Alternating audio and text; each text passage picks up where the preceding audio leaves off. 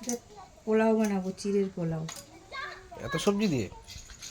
এত বলতে গাজর দিয়েছি, ক্যাপসিকাম দিয়েছি, মটরশুঁটি দিয়েছি, আর একটা ছোট্ট আলু দিয়েছি, আর এই কটা পেঁয়াজ কেটে দিচ্ছি। ডিম দেবো। কড়াইশুটিও তো দেখছি। সেটাই তো বললাম। দিয়ে চিড়ে এখন টিফিন খাবে। টিফিনে চিড়ের পোলাও? হুম এগুলো কি ভাজবে? সব ভাজবো এগুলো।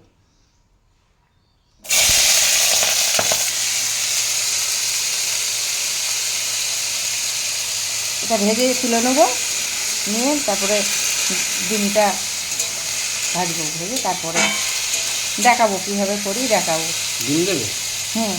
সব কিছু দিয়েই যখন করছি, এটা মিক্সড পোলাও করছি, ওই জন্য সব কিছু দিয়েই। এই যে বন্ধুরা চিড়েটা ধুয়ে রেখেছি, দেখো কত সুন্দর ঝরঝরে হয়েছে। এইরকম চিড়ে দিয়ে চিড়ের পোলাও ভালো হয়। ভাজা কি হয়ে গেছে? এই যে হচ্ছে।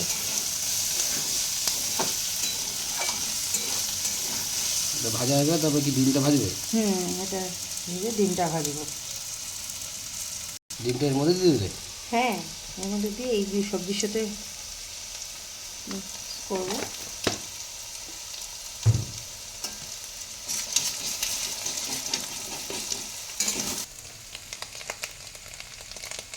এবার দিয়ে দিচ্ছি একটু হলুদ,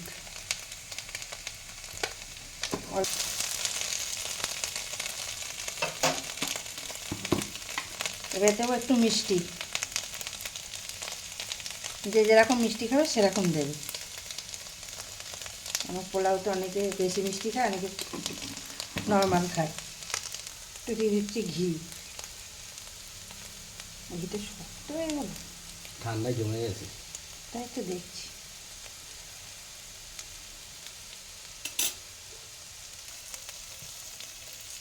দিয়ে দিলাম চিড়েটা। ভাজা কমপ্লিট হয়ে গেছে এটা? সব সিদ্ধ হয়ে গেছে।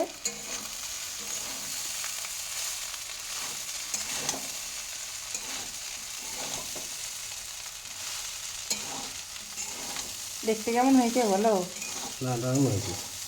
সকালবেলা টিফিনের জন্য খুব ভালো জিনিস। সন্ধ্যাবেলাও কেউ চাইলে করে খেতে পারে। নুনটা আগেই দিয়েছিলাম, এখন টেস্ট করে দেখে তারপরে আবার একটু নুন দিতে হয় যদি লাগে।